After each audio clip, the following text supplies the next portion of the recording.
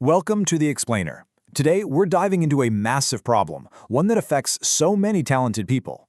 Why are they basically invisible in a super crowded market? We're going to break down how you can completely redefine your professional identity, not just to stand out, but to finally earn what you're actually worth. Let's get right into it. So let's just start with a question that might feel a little uncomfortable. Think about it for a second. How many people do you know who are just brilliant at what they do? A fantastic writer, a truly gifted designer, maybe a strategic genius, but they're always struggling to make ends meet. Okay, now let's flip that on its head. How many people have you seen with, let's be honest, kind of average skills who are just absolutely crushing it, right? They've got a wait list for clients, they're charging crazy prices, and their career just seems to be on this whole other level. The difference, you guys, it's not talent, and it's not work ethic. It is something else entirely.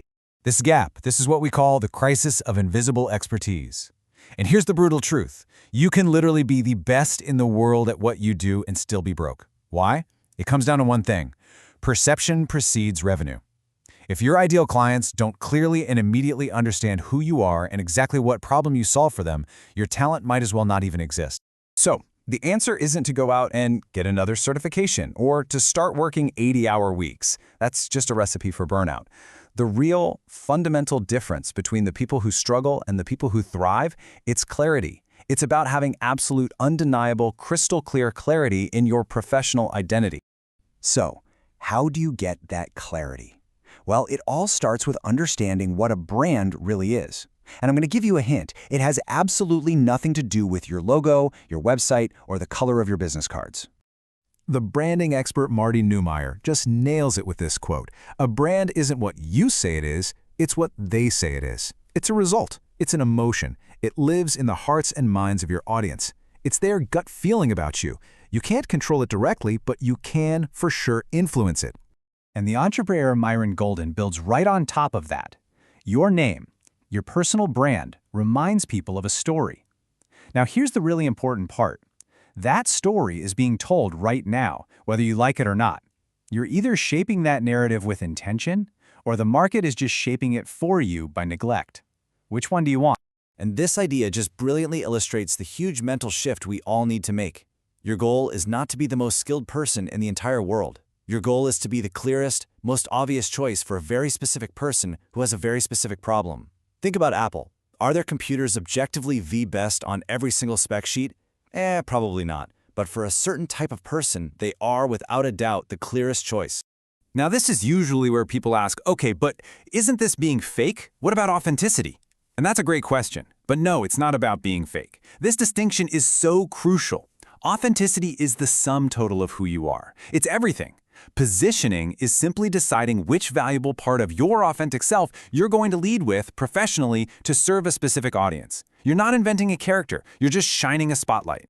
Okay, so to make this leap from being invisible to being totally in demand, you've got to adopt a whole new mental model, a new way of thinking about value. And this is the one that really separates the struggling freelancers from the top-tier earners. It's all about thinking in assets. Most professionals are caught in what I call the time for money trap. Their income is directly, linearly tied to the hours they work. That means there's a hard ceiling on what they can possibly earn. But the top earners? They play a totally different game.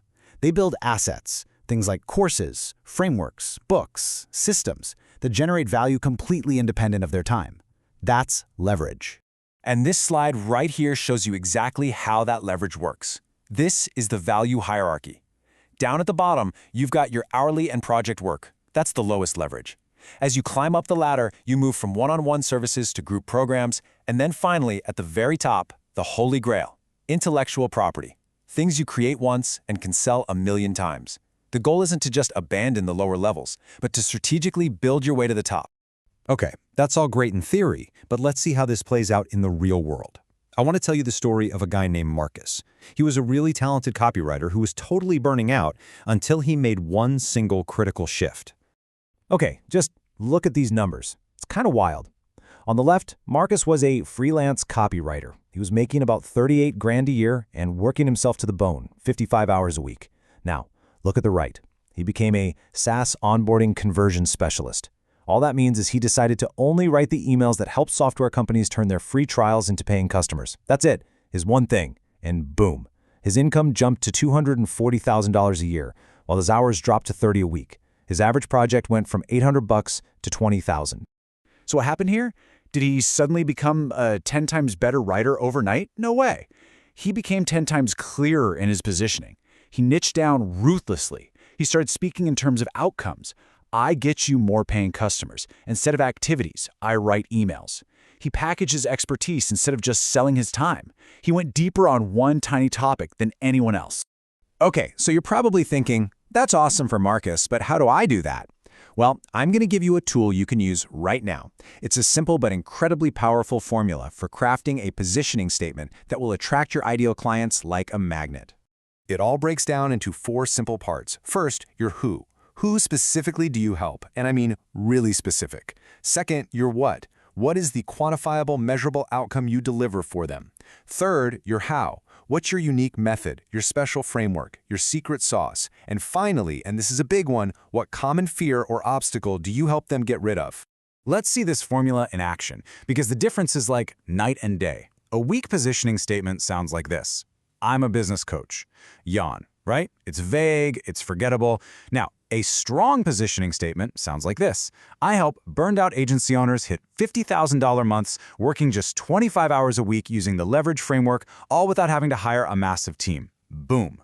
Do you feel the difference? One is just a label. The other is a powerful, irresistible promise of a specific transformation for the exact right person. So here's the big takeaway, the thing I really want you to walk away with. Stop waiting for permission. The market doesn't care about your certifications nearly as much as you think it does. What it cares about is clarity and results. You don't need more credentials to claim your space. You need clearer positioning. So the question isn't, are you the best? The real question you should be asking is, for someone out there, are you the clearest choice?